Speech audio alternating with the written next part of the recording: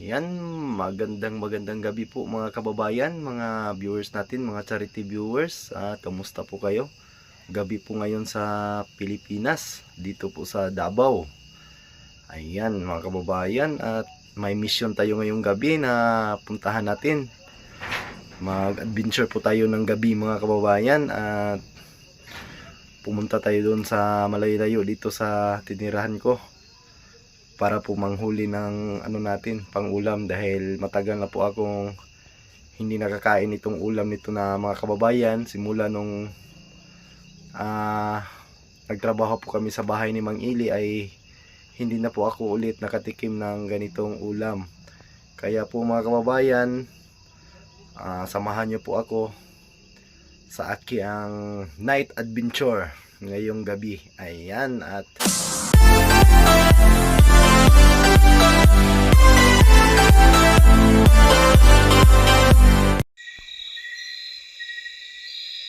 ayan mga kababayan, alas 10 ng gabi. Nandito pa po tayo sa mga kababayan, sa gubat, kumbaga lasang kung sa Bisaya. Dalawa lang po kami ngayon mga kababayan, at yung kasama ko ay nandoon doon sa ibabaw. Kaiwan muna ako dito mga kababayan, kasi dito kami ngayon sa pupunta dito. Talagang napakadilim, at bukas ng umaga makikita niyo po yung huli natin mga kababayan. Huli po tayo ng palakang gubat, yung bakbak kung tawagin dito sa amin mga kababayan. At napaka dito, talagang walang bahay, walang tao sa lugar na ito mga kababayan.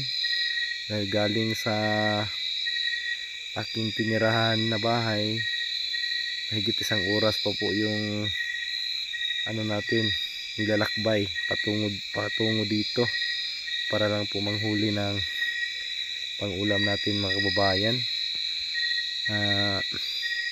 Matagal-tagal na po din akong hindi nakakain ito, kaya mga kababayan, nandito po kami ngayon para manghuli. At sanay na sanay po ako dito mga kababayan na maglakad-lakad sa dilim. Ayan, at hindi po tayo natatakot kahit anong mga busis, yung mga huni ng mga iba't ibang mga hayop. Nasanay na po tayo dyan. At dito muna ako mag-isa habang inaantay natin yung ating kasama. At hindi ko na videohan kung paano hulihin mga kababayan, kasi mahirap talagang matarik. At kumbaga sa Bisaya mga kababayan, kanang pangpang yung mga kasi ito mga kababayan, yung maliit lang na ilog. Pakita natin sa inyo mga kababayan, ha. Yan po mga kababayan, ayun, yan pong maliit na ilog, at saka yan, mga punong kahoy. Ayan, talagang napaka dilim mga kababayan. Sinsya na kayo sa video natin. Ayan po, talagang napakahirap manghuli ng bakbak mga kababayan. Yung palaka, yung bakbak ang tawag dito sa amin. Ito po yung huli namin mga kababayan, siguro nasa mga 1 kilo pa yan. Ayan po yung huli natin. Bukas na natin yan pakita. Baka mga kabayan makatakas pa. Ito yung huli natin. Tingnan lulutuin bukas ng umaga. At dyan kami pupunta ngayon mga kababayan. Maliit na maliit na sapa, maliit na ilog. Ayun, talagang wala kang makikitang bahay dito mga kababayan. Talagang dito, talaga anong tawag yung napakasuok na suok, yung napakaliblib na lugar. Ayan, antayin natin yung kasama natin ngayon. Ayun, ayun sa taas, yung may ilaw doon, yun po yung kasama natin. Ayan, ayun po, Ano siya doon mga kababayan, ayun o, yung flashlight niya. Yan, babalik na siguro siya dito mga kababayan. Yan o, kasama ko. Ha? Yan, si Ronald. Yung kamanto dito. Ayan mga kababayan, uuwi na kami. Hindi na kami papasok dyan. Ayan, tara, tama na to. Ayan mga kababayan, nakarating na po tayo sa aking tinutuluyang bahay. Kalahating gabi na.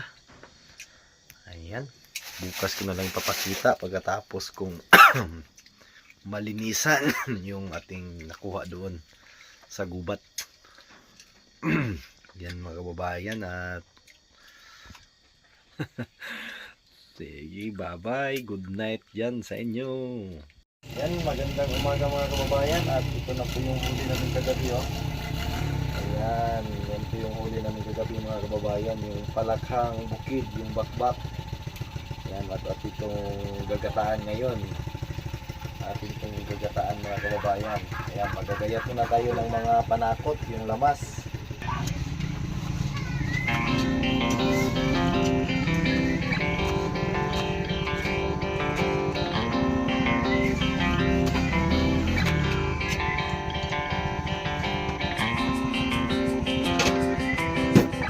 Stop na diyan.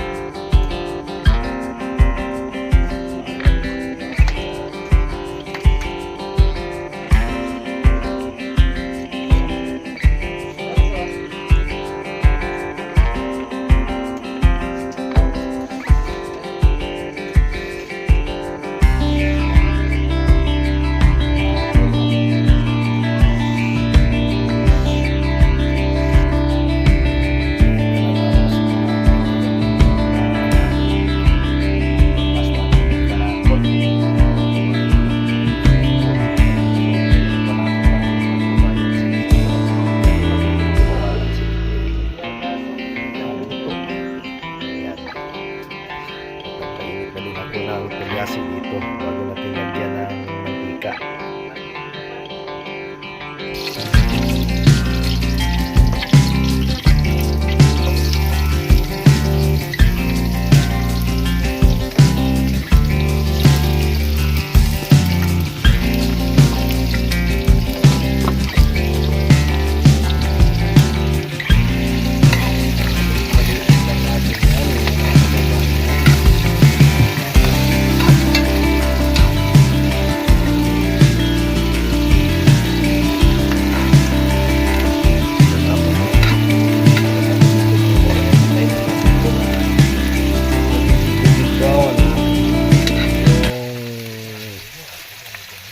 Ahos at itong mga luya bago natin ilagay yung palakhang bukid mga kababayan. Pasintabi po sa hindi kumakain ito, at kami po ay sanay na pong kumain ito mga kababayan, itong exotic.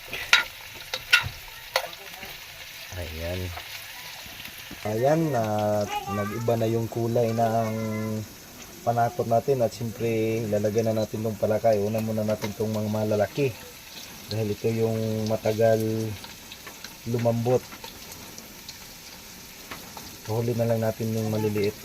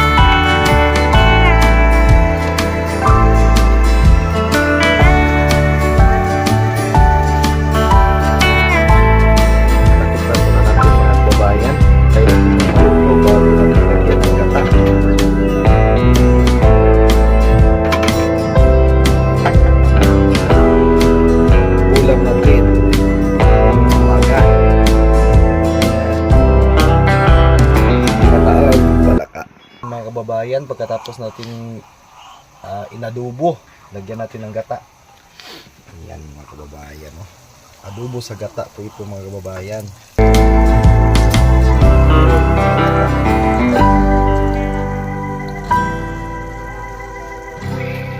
At ito na nga mga kababayan, no? Malapit na po yung maluto. Ayan, at antayin lang natin na mga kababayan, yung kunting maubos yung sabaw kunti.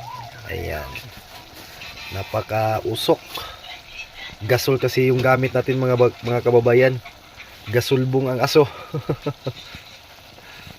Ayan, mag-antay lang po tayo ng ilang minuto para anuhin na ito mga kababayan. Hauno na para kainan na mga kababayan yung kasunod.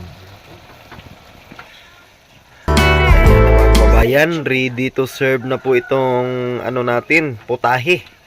Yung ulam natin ngayong umaga mga kababayan, at pasintabi po ulit sa hindi kumakain ito mga kababayan ha. Pasensya na po kayo kung nandidiri po kayo nito mga kababayan. Dahil kami, sanay na po kaming kumain nito mga kababayan. Ayan, at atin nating ilagay sa ating serving plate. Ayun mga kababayan. At ito na yung adobo sa gata mga kababayan. Ito po yung ulam namin ngayong umaga. Ayan, kainan na. Kain po tayo mga kababayan. Ayan, kainan na po mga kababayan. Kain po tayo dyan. At ulit-ulitin ko mga kababayan, pasintabi na po sa hindi kumakain ito. Ayan, kain po tayo mga kababayan. Ayan si Cordapia. Kari ko ka na niya. Ayan, kainan na Palakhang Bukid. Mahirap nang mga kababayan, mahirap ka na makakita nito. Ayan.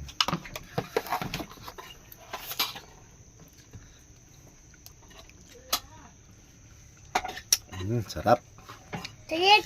Sayit. Ha? Po karon.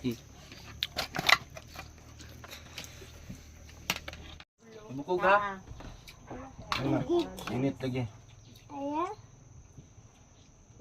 Init. Bukog ka? Ay na kay basig bukog.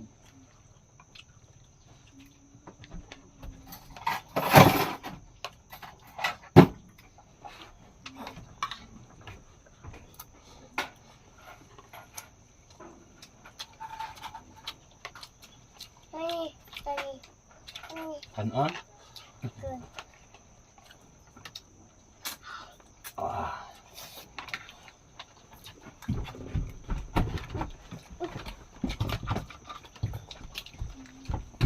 Nako. Apa?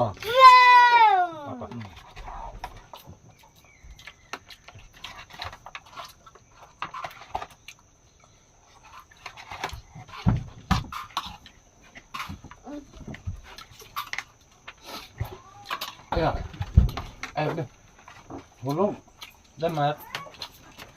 Oh. Hinto. Itu. Yeah. Ay, bukog na. Ano? Ayan. Nani. Ayan, sold ang pamahaw. Sabaw halang lang yung espada. Ako. Now. Okay.